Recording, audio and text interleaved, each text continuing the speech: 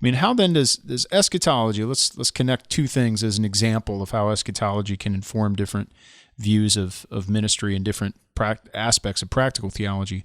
But how does our view of the end goal inform our mission in the present age? Not only, we've talked about the pilgrim ethic, but what does that mean in terms of our view of the world and how the church should relate? How does the kingdom of God, come to bear upon Yeah. the globe?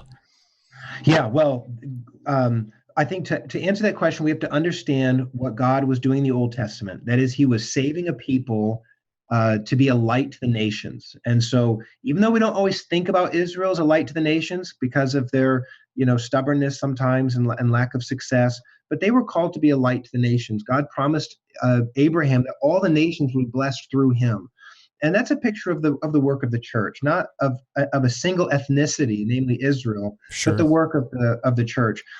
And so we need to see ourselves as a rescuing community, as a missionary community. And I think once we do that, if we see ourselves as a missionary community, that's not going to